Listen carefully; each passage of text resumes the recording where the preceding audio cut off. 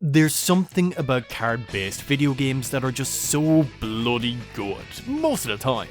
Perhaps it's just that they're simple and fun to enjoy and are an easy to grasp experience from most other games.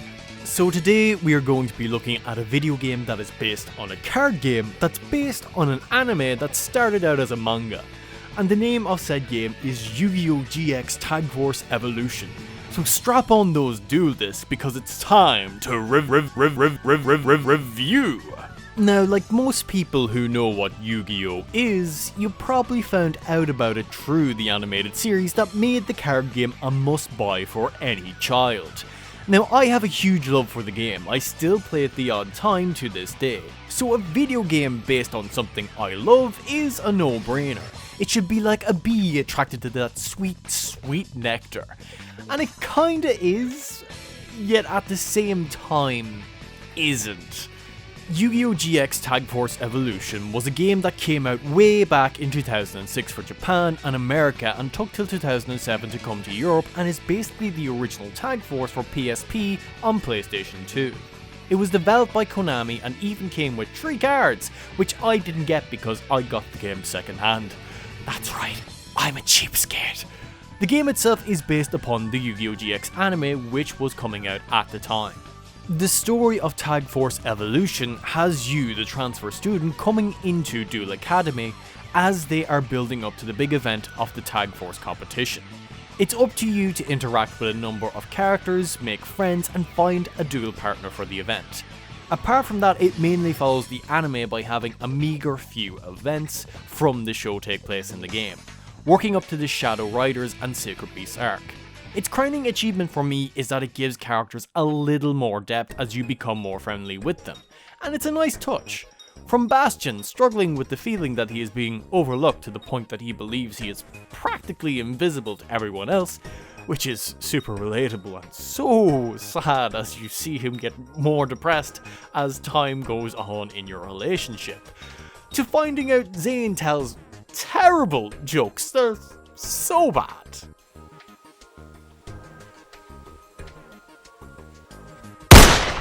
The gameplay is the main reason as to why you'd be wanting to play this game. Simply put, you're playing the card game in video game format. One thing I did actually enjoy is how stripped back the game is compared to the card game currently. No synchro summons, none of that nonsense XYZs or Zixie summons, none of that horribly confusing pendulum summons that nobody understands, and none of whatever the hell this is or whatever gimmick they come up with in the next animated series.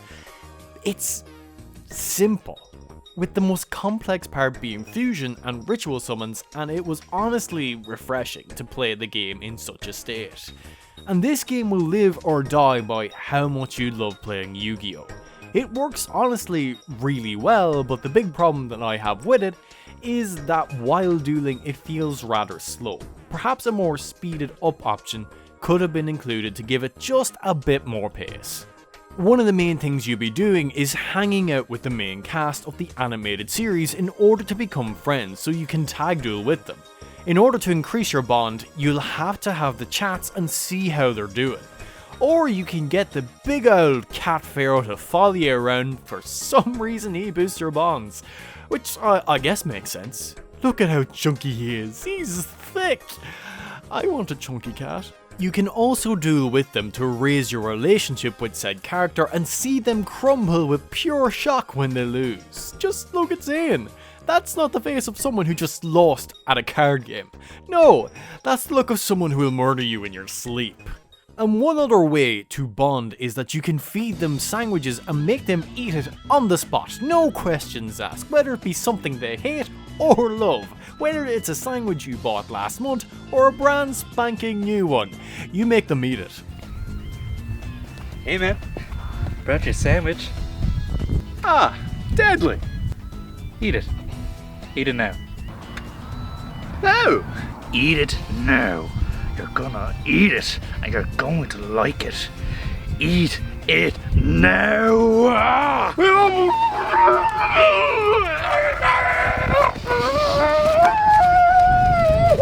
Now, building a friendship with all these characters from Jaden to Alexis is fun, and it gives you an understanding of them, giving some of them a little more depth than the anime decided to do. However, the big problem comes from how few you can build a bond with. It only applies to a handful of the main cast. The issue this brings to light is that you have no real reason to duel any other character because you can't get them as a tag partner. This makes you focus solely on the main cast to get that little bit of story, to build that relationship so you get cards from them. It's a bit of a shame too, because they have a handful of side characters from the main series who you can duel. Characters who they could really have played around with and explored more than the series ever did. It's frustrating because when you duel others, they never feels like there's any progress. None of the random and strangely named classmates have any real interest to them, nor do the identical teachers, which begs the question of whether their mother pushed out a serious number of identical twins, or if something more incestuous is going on at Duel Academy.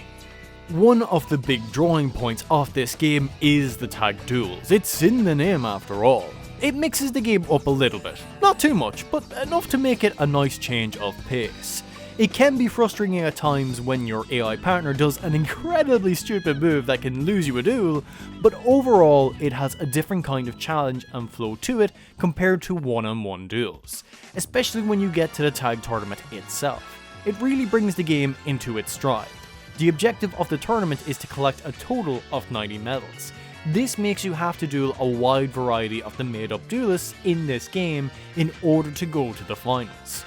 The sheer quality of decks you face is quite refreshing, and made me wish they had more events where you had to face off against random people that correlated with the story.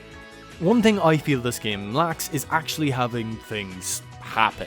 Like I said previously, there are a few story moments it covers from the anime, yet these are moments where you have to sit and watch the duels play out without you playing, which is fucking insane.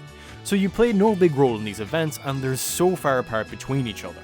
The story is separated into 3 segments. The first one is the longest and most painful one. Barely anything happens, and it's mainly you just growing your bond with your classmates that take forever to build. This game needs more events. It feels so hollow as you trudge through the first part. There's a test which does absolutely nothing. They're simply there to be there. Most events you simply watch rather than play, which, who thought that was a good idea? I buy a game to play it, not watch 2 AI do it and just play it out like they do in the anime. It feels like a waste, especially with how they could have put some of the stories from the anime in that you could have interacted with.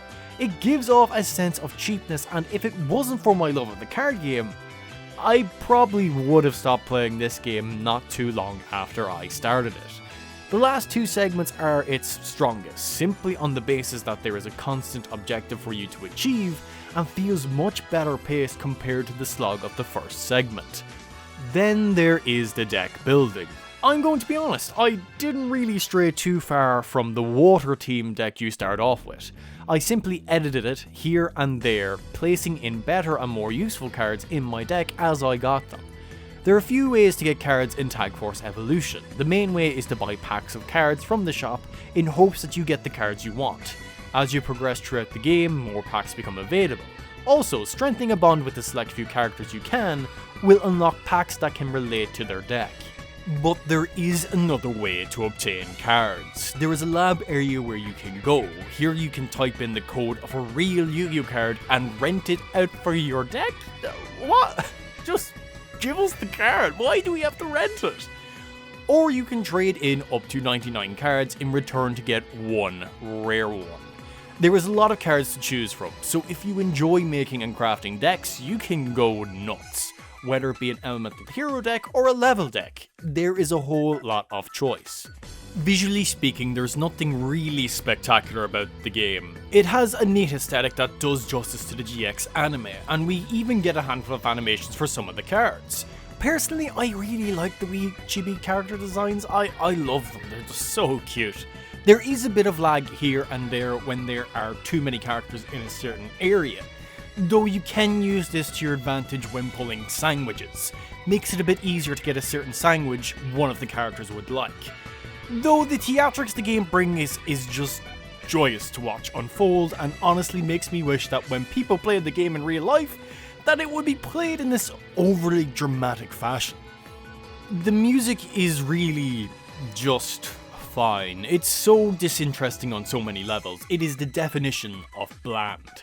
There is no saving graces for it, and usually I just played my own music over it due to the fact that there is no voice work. Which is a shame, and watching their voiceless mouths move is honestly kind of strange to observe. And the sound effects are not something that particularly stand out either, but fulfill the role they were designated. It really just is the card sound effects from the anime. Neat, but nothing mind-blowing to see here. So, the game has its faults and its positives. It sort of feels like the foundation of a fantastic game is there, just that it needs to be built upon and expanded. I believe that the GX setting is honestly a great place to set a Yu-Gi-Oh game, though I would love to see if they expand upon the games outside the story elements of the anime. I believe a game like this could strive with some creative freedom if it were to create new elements and stories within this world.